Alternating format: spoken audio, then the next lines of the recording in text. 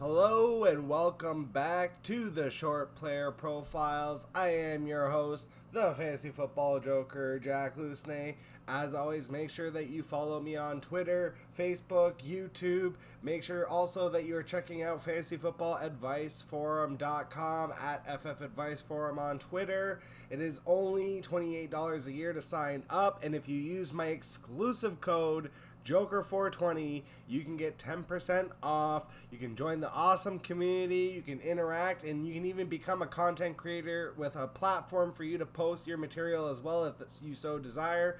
If not, get access to my exclusive articles and lots of other great content. So we'll get right into things today. R is for Ridley, Mr. Calvin Ridley. Ridley me this. Ridley has not seen the field in 2 years. Basically, after in 2020, if you remember, he was going through some emotional turmoil. I'm not the type of person who's going to make fun of that. He did what he had to do for his life, and life comes before football, and he had to take time away from the sport.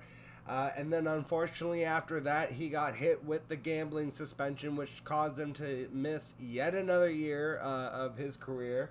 And I get it. I was a big Calvin Ridley fan when he was with the Falcons, when he had that all-pro season. But if you look at the 2 years prior to that, when he was, emerging as a rookie and in his sophomore season, he only had 63 and 64 receptions, respectively, 866 and 821 yards, and a lot of the value came from touchdowns. He had 7 touchdowns and then 10 touchdowns. So those were both in years where he was still working in an offense with an elite quarterback in Matt Ryan, who at that point was still considered in the close to elite option as opposed to the washed version that he was when he was in Indianapolis.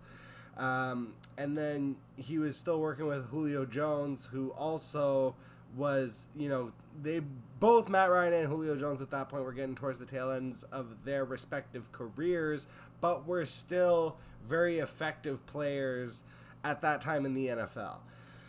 And so, with Calvin Ridley having been out 2 years, that's where I'm expecting him to be closer to those first 2 seasons in terms of production as compared to the season after, when he had 1,374 yards on 90 receptions and 9 touchdowns. I don't think he's going to walk right into that production after 2 years out.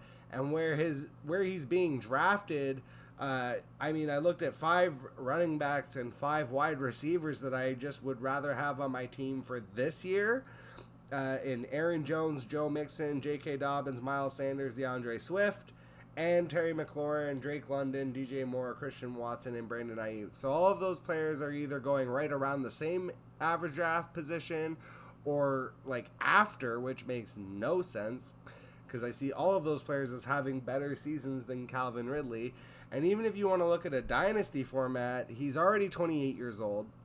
So after this season, you're hoping to get that all-pro production next year, when he's going to be essentially going from 29 to 30. And then, how many years are you really going to get elite production from Calvin Ridley?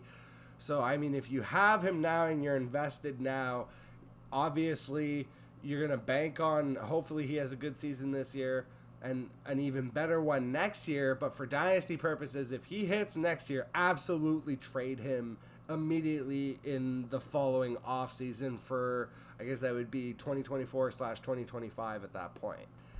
Thank you so much for joining as always. Once again, like, comment, subscribe, share this video. It helps tremendously with the algorithm. And make sure that you go sign up to fantasyfootballadviceforum.com with my exclusive code for 10% off, Joker420. Catch you on the flip side.